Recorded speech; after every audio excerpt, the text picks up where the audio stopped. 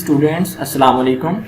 Students हम study कर रहे हैं वाटर वेव्स की प्रॉपर्टीज और रिफ्लेक्शन को हम स्टडी कर चुके हैं। आज हमने स्टडी करना है वाटर वेव्स की रिफ्लेक्शन को। तो सर इन प्रॉपर्टीज को स्टडी करते हुए पहले भी आपको बताया हमें दो मीडियम रिक्वायर्ड हैं, जैसा कि रिफ्लेक्शन में भी आपको दिखाया गया था। तो रिफ्लेक्शन में भी जो दो मीडियम्स हम यूज करेंगे यहाँ पे वो भी आपको अभी बता दिया जाएगा। तो रिफ्रैक्शन की सर डेफिनेशन क्या है, यहाँ पे भी जैसे लिखा हुआ है, एक medium when a wave from one medium enters into the second medium. यानी मतलब सर हमें यहाँ पे दो मीडियम्स रिक्वायर्ड हैं और वाटर वेव जब एक मीडियम से दूसरे मीडियम में एंटर होते हुए किसी एंगल पर एंटर होगी अदर देन 90, मतलब सर किसी ना किसी एंगल पर एंटर होगी, तो सर उसकी जो ट्रेवलिंग की डायरेक्शन जो है वो सर क्या हो जाती है, चेंज हो जाती है। और इसी को हम क्या कहते हैं, वाटर वेव्स की रिफ्रैक्शन कहते हैं सर। तो मतलब सर एक मीडियम तो हमारे पास यहाँ पे जो फर्स्ट मीडियम होगा वो रेयर मीडियम होगा और सेकंड मीडियम सर हमारे पास होगा यहाँ पे डेंसर मीडियम। अब रेयर मीडियम और डेंसर मीडियम का मतलब तो सर हमें क्लियर है, कोई ना कोई मटेरियल। मीडियम मतलब सर मटेरियल। तो रेयर और डेंसर की जो टर्म्स यूज हो रही हैं इन्हें भी हम आगे क्लियर कर लेते हैं। डेंसर और रेयर क्यों कहा जा रहा है इन्हें सर, ये सर हमारे पास आपने जहन में रखना है रिफ्रैक्शन की डेफिनेशन को। अब सर हम रिफ्रैक्शन को ऑब्जर्व करने से पहले हम कुछ और रिपल टैंक में ऑब्जर्व करने के लिए कि रिपल टैंक में दो डिफरेंट मीडियम सबसे पहले हमने डिसाइड करने हैं सर।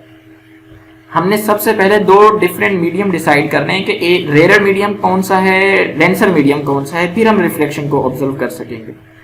तो इन दोनों मीडियम्स को डिसाइड करने के लिए सर हम यहाँ रिपल टैंक में एक साइड पे एक बैरियर ऑब्स्टेकल इंट्रोड्यूस कराते हैं रेक्टेंगुलर। इस तरह से सर हमें, और इसकी थिकनेस, इस बैरियर की जो थिकनेस है वो एटलीस्ट इतना होनी चाहिए कि ये जो है वाटर के अंदर डिप कर जाए। मतलब सर इसके ऊपर भी वाटर मौजूद होना चाहिए।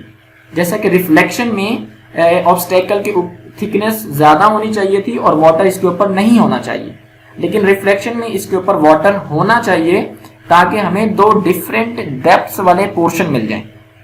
दो डिफरेंट डेप्थ्स वाले पोर्शन जब हमें मिल जाएंगे तो हम ज्यादा डेप्थ वाले पोर्शन और कम डेप्थ वाला जो पोर्शन होगा उनमें से एक हमारे पास रेयर मीडियम के तौर पर बिहेव करेगा और सेकंड वाला जो है वो हमारे पास डेंसर मीडियम के तौर पर बिहेव करेगा। कैसे?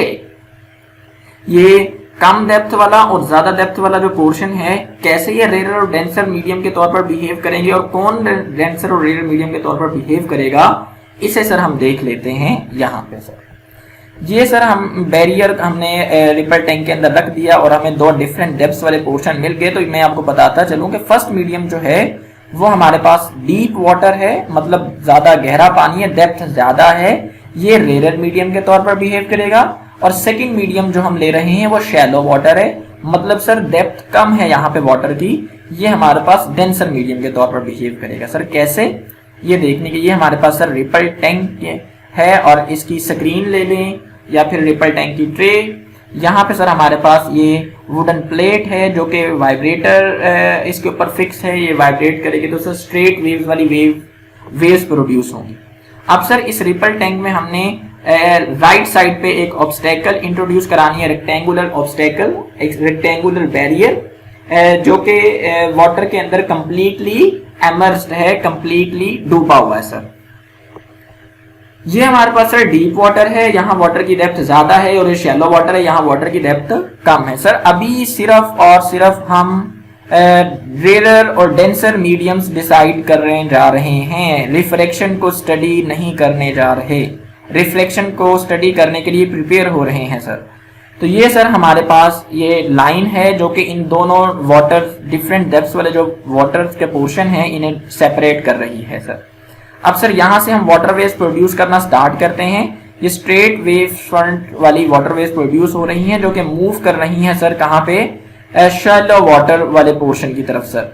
यहाँ पे इनकी स्पीड आप देख लें कि सर, और ये जैसे ही शैलो पोर्शन में एंटर होंगी सर इनकी वेवलेंथ डिक्रीज कर जाएगी और इनकी स्पीड सर और स्लो हो जाएगी। इनकी स्पीड सर और स्लो हो जाएगी। मैं यहाँ कोशिश तो कर रहा हूँ आपको दिखाने की, लेकिन इसे हम दोबारा भी आपको इसके रीजन भी सब बताएंगे। यहाँ पे इनकी स्पीड स्लो हो गई और वेवलेंथ भी सर क्या हो गई है, डिक्रीज हो गई है।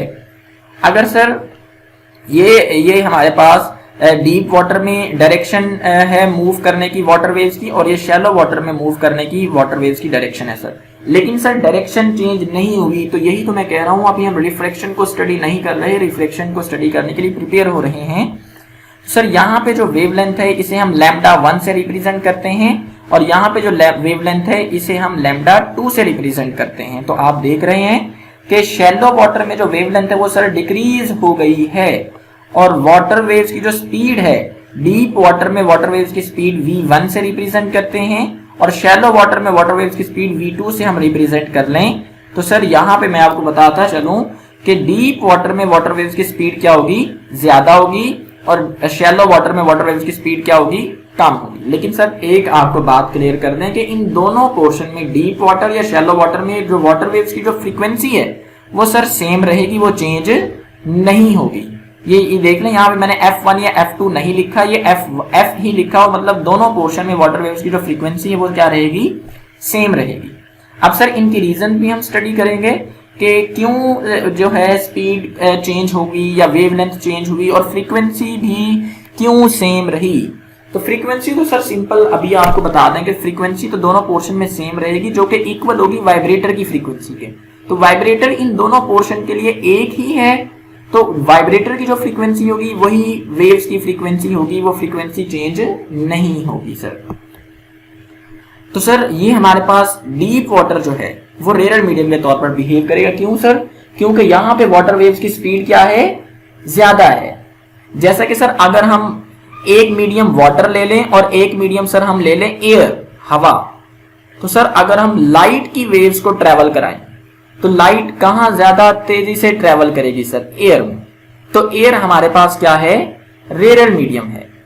रेयर मीडियम है मतलब सर ये एक लाइट मीडियम है हमारे पास as compared to water. Water में लाइट की जो स्पीड है वो कम हो जाएगी, तो यहाँ वाटर वेव्स की स्पीड डीप वाटर में स्पीड ज्यादा है, तो डीप वाटर जो है वो रेयर मीडियम के तौर पर बिहेव करेगा, और शैलो वाटर में स्पीड क्या हो गई है, कम हो गई है, तो ये डेंसर मीडियम के तौर पर बिहेव करेगा सर।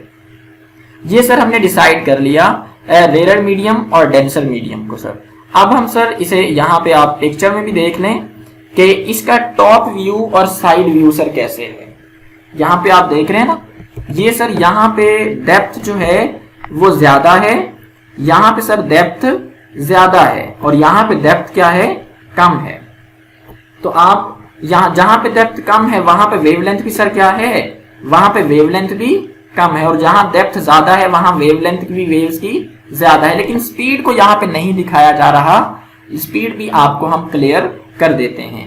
तो ये दो डिफरेंट डेप्थ वाले पोर्शन तो आपको सर नजर आ रहे हैं। ये हमारे पास हमने ऑब्स्टेकल को इस तरह से रखा है कि ये कंप्लीटली इमर्ज कर गई है वाटर में, और ये दूसरी तरफ ऑब्स्टेकल रख दें या ना भी रखें, ये हमारे पास ज्यादा डेप्थ वाला पोर्शन होगा और ये कम डेप्थ वाला पोर्शन होगा सर। अब हम सर रीजन स्टडी करते हैं कि स्पीड और वेवलेंथ डीप और शैलो वाटर में चेंज होती है, तो इसकी सर रीजन क्या है। तो डीप वाटर की अगर हम बात करें तो डीप वाटर में डिस्टेंस, सी बेड का जो डिस्टेंस है, मतलब सर बॉटम का जो डिस्टेंस है सरफेस से वो ज्यादा है, तो डिस्टेंस ज्यादा होने की वजह से जो फ्रिक्शनल इफेक्ट है वो सर कम होगा।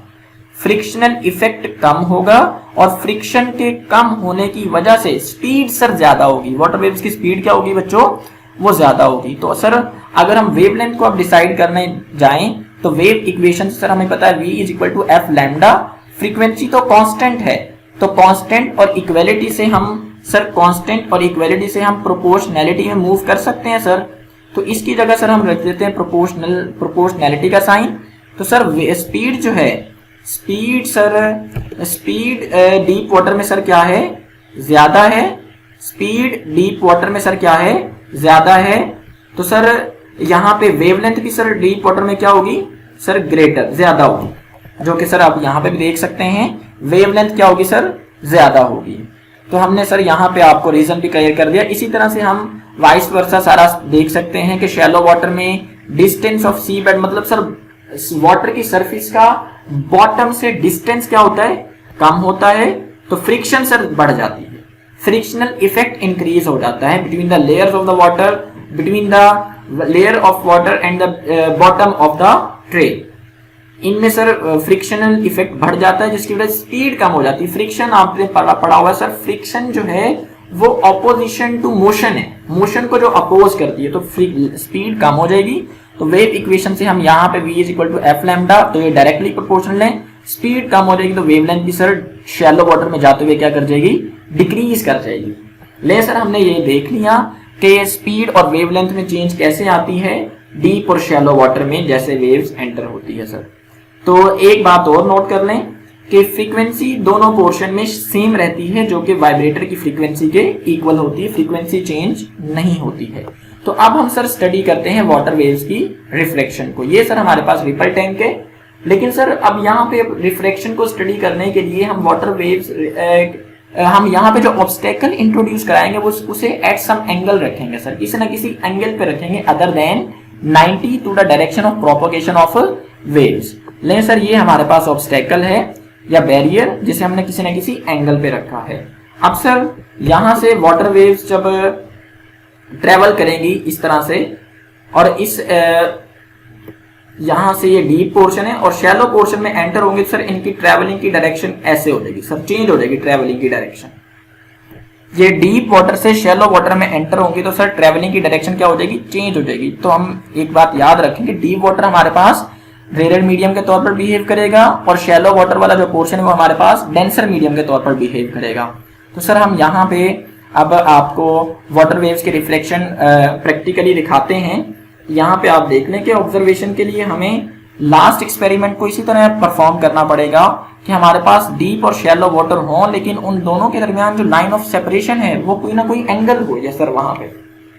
तो एट सम एंगल जब एंट्री होगी तो फिर रिफ्लेक्शन हमें प्रोमिनेंट शो होगी सर। तो यहाँ पे आप ये हमारे पास रिपल टैंक ट्रे है या स्क्रीन समझ लें, और ये हमारे पास ऑब्स्टेकल है जो एट सम एंगल रखा हुआ है हमने सर इसे। ये डीप वाटर है, ये हमारे पास सर शैलो वाटर है।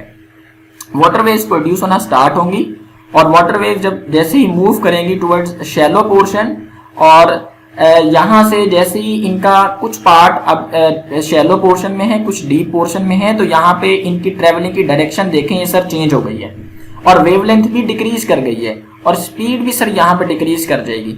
ये देखें, ये इनकी वेवलेंथ भी डिक्रीज कर गई है और ट्रेवलिंग की डायरेक्शन भी सर क्या हो गई है, चेंज हो गई है। ये सर हमारे पास इंसिडेंट वेव्स हैं और ये रिफ्रैक्टेड वेव्स हैं। इंसिडेंट वेव्स और रिफ्लेक्टेड वेव्स की डायरेक्शन देखें चेंज हो चुकी है, और ये हमारे पास रिफ्लेक्टेड वेव्स हैं। यहाँ पे सर अगर हम एंगल्स की मेजरमेंट करें, अगर सर हम एंगल्स की मेजरमेंट करें तो एंगल्स की मेजरमेंट में ये हमारे पास एंगल ऑफ इंसिडेंस है जिसे हम आई से रिप्रेजेंट करेंगे, और ये हमारे पास एंगल ऑफ रिफ्रैक्शन है जिसे हम आर से रिप्रेजेंट करेंगे। तो सर यहाँ पे आप लोग देख लें, नोट करें कि दोनों एंगल्स जो हैं वो इक्वल नहीं हैं। एंगल ऑफ इंसिडेंस और एंगल ऑफ रिफ्लेक्शन सर आपस में इक्वल नहीं है, लेकिन रिफ्लेक्शन में होता है कि angle of incidence angle of reflection equal होते हैं, लेकिन सर रिफ्लेक्शन में ऐसा नहीं होता है। अब सर कौन सा एंगल ग्रेटर है, कौन सा एंगल लेसर है, इसका जो आंसर है आप लोग कमेंट सेक्शन में देंगे मुझे कि डीप वाटर से शैलो वाटर में एंटर होते हुए कौन सा एंगल जो है वो ग्रेटर है, कौन सा लेसर है, और इनमें क्या चेंजेस आ सकती हैं। अगर वाटर वेव शैलो से डीप वाटर में एंटर हो तो फिर कौन सा एंगल ग्रेटर और कौन सा एंगल लेसर होगा सर। तो ये असर आपको क्लियर हो गया होगा उम्मीद है। और अब हम सर रिफ्लेक्शन को दोबारा से डिफाइन करते हैं। रिफ्लेक्शन सर क्या है कि डायरेक्शन का चेंज हो जाना जब एक मीडियम से दूसरे मीडियम में वाटर वेव्स एंटर होती हैं, कोई भी वेव्स एंटर होती हैं, तो रिफ्लेक्शन की जनरल डेफिनेशन यही है। तो एंगल ऑफ इंसिडेंस को डिफाइन वही डेफिनेशन होगी, स्मॉल आई से रिप्रेजेंट करते हैं, और एंगल ऑफ रिफ्लेक्शन को भी उसी तरह से हम डिफाइन इजीली कर सकते हैं। तो sir angle formed between reflected waves and the normal is called angle of reflection. ये सर हम बुक से भी देख लेते हैं इसे। ये हमारे पास यहाँ पे बुक पे सर ये हमारे पास ये है रिफ्लेक्शन सर। तो सर सबसे पहले यहाँ पे उसने मीडियम्स हमने डिसाइड कर लिए कि रेयर और डेंसर मीडियम सर हमारे पास कौन कौन से हैं, और उसके बाद जो है सर हम यहाँ पे ये हमने मीडियम, इस पैराग्राफ में हमने मीडियम्स डिसाइड किए हैं कि रेयर और डेंसर, और यहाँ पे हमने रिफ्रैक्शन को सर स्टडी किया है। और ये रिफ्रैक्शन की सर हमारे पास नेक्स्ट पेज पे जो है वो डेफिनेशन है। ठीक है जी। तो सर आपने आंसर कमेंट सेक्शन में लाजमी करना है। उम्मीद है आपको क्लियर हो गया होगा। फिर भी अगर किसी का कोई क्वेश्चन है तो वो कमेंट सेक्शन में सर पूछ सकता है। नेक्स्ट लेक्चर में हम इंशाल्लाह आपके साथ लेक्चर लेंगे डिफ्रैक्शन का सर। ठीक है जी, अल्लाह हाफ़िज़।